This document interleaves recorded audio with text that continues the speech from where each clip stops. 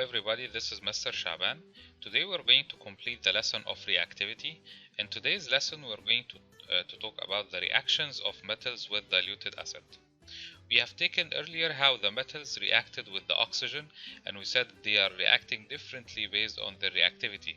Not only that, but also we have studied how the metals react with water. So right now we're going to discuss the reaction between metals and acids. In today's lesson, we have two lesson objectives. The first one is when a metal reacts with diluted acid, the products are salt and hydrogen. The second one, different metals have different levels of reactivity in diluted acid. The keywords of today's lessons are reactivity. Okay, the first thing we're going to discuss today is the salt formation. We're going to see how the salt is being prepared when we react metal along with acid. When magnesium as a metal reacts with hydrochloric acid, it produces magnesium chloride. So magnesium chloride is the salt which is made by reacting a metal with the acid, and another product will be there which is hydrogen. This is how we can find out the reaction. Magnesium along with hydrochloric acid, both are going to be considered as reactant because they are before the arrow, while magnesium chloride along with hydrogen, both are going to be considered as products because they are after the arrow. So mainly magnesium is going to take the other part of the acid. This hydrochloric acid consists of HCl. Good. So hydrogen will be given off by its own, and magnesium is going to combine with the chlorine to make magnesium chloride. So magnesium chloride is the salt as we have discussed earlier. We have a quiz. I want you to look through these test tubes. These test tubes have metals placed in the acid. I want you to take like 2 minutes in order to figure out the answer of this question. Here we want you to put these based on the reactivity from the highest reactive metal and to the lowest reactive metal, and I want you to figure out which one is the highest reactive metal and find out the reason behind that. So I'm going to give you 2 minutes in order to find out the answers, then we're going to discuss the answers together.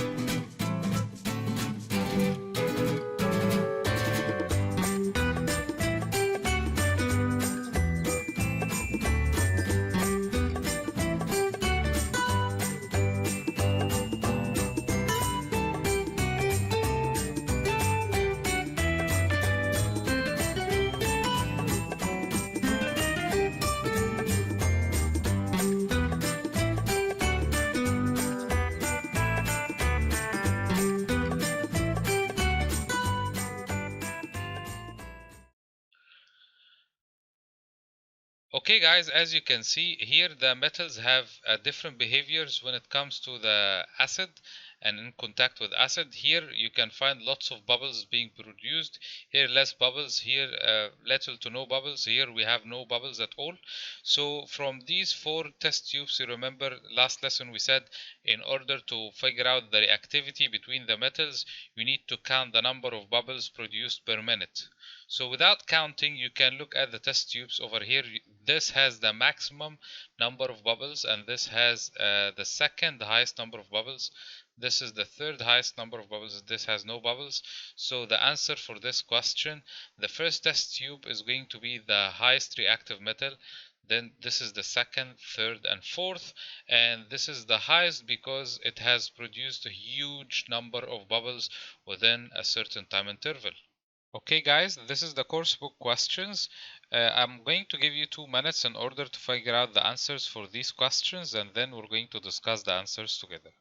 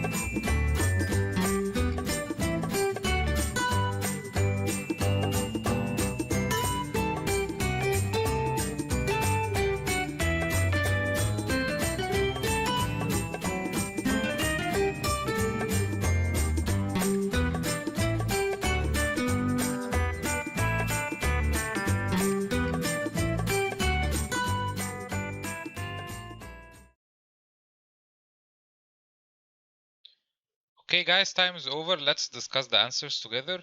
The first question, write the word equation for the reaction between magnesium and sulfuric acid. When magnesium react with the sulfuric acid, it's going to produce magnesium sulfate and hydrogen. So magnesium along with sulfuric acid both are going to be considered as reactant, while magnesium sulfate and hydrogen, they are going to be considered as products. The second question, what is the salt that is produced in this reaction? The salt which is produced in this reaction, perfect, is called magnesium sulfate. Perfect. Third question, describe what you would observe if this reaction took place in a test tube. Okay, guys, the observation is what you see. So you don't write anything from the equation unless you link it with what you have seen during the reaction. And when you look at the test tube, by that time you're going to find bubbles of hydrogen gases being produced. So you need to write bubbles of hydrogen gases is given off, and the temperature will increase because it's an exothermic reaction. Second question, write the word equation for the reaction between zinc and nitric acid. When zinc react with nitric acid, they are going to produce zinc nitrate and hydrogen. Zinc and nitric acid both are considered to be the reactant because they are found before the arrow. Zinc nitrate and hydrogen are going to be the products.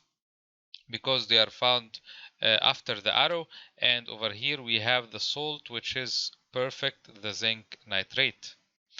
Right now I'm going to give you another 2 minutes in order to figure out the answers for these questions, and then we're going to double check the answers together.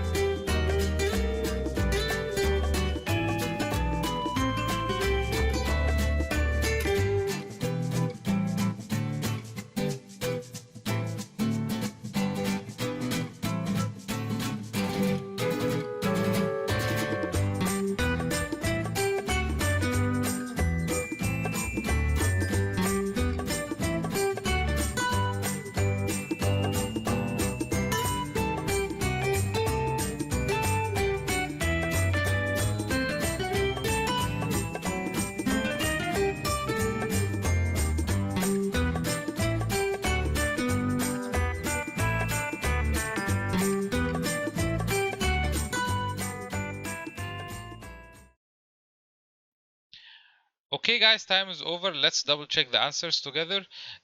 Complete the general word equation for the reaction between acid and metal. We said when acid is reacting with the metal, they produce, both of them, they produce, perfect. Over here we have salt and hydrogen. So that's the general equation. Whatever the metal that is going to come in contact with the acid is going to make salt and hydrogen. The salt will be changing based on the metal and the acid. And this is the second part of this exercise. The second part, the name of the salt produced in a reaction between a metal and an acid depends on the metal and the acid involved in the reaction. The first part of the name comes from the metal and the second part comes from the acid. For example, potassium reacts with sulfuric acid to produce potassium sulfate. So name an acid, the name of the acid, sulfuric acid, is going to produce a salt called sulfate. Okay, so we're going to complete this table based on the same pattern. Hydrochloric acid is going to produce a salt called, perfect, chloride.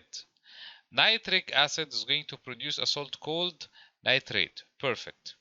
The kind of the salt is going to depend on the kind of the acid along with the kind of the metal which is made by the help which was used in order to produce the salt.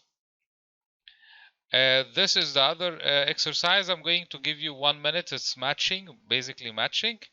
So take a minute in order to figure out the answers. Then we're going to double check the answers together.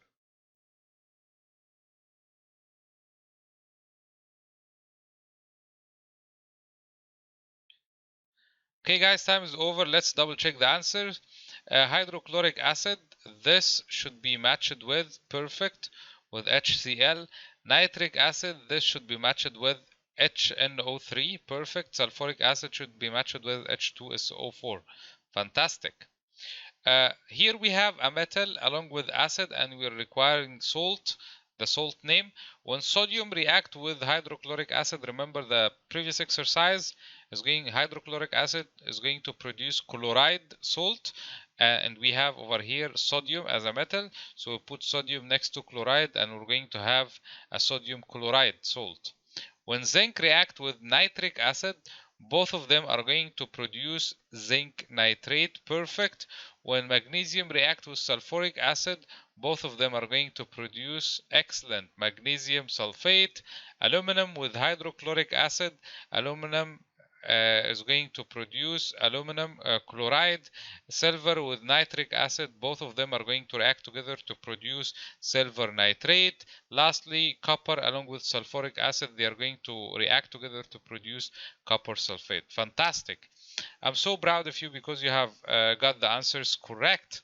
Right now, I want to make a quick revision based on today's lesson. In today's lesson, we have seen how a metal can react with an acid, and we have seen how the salt can be made. We have seen how to figure out the name of the salt based on the metal along with the kind of the acid which is used. I hope you have enjoyed today's lesson and see you next time.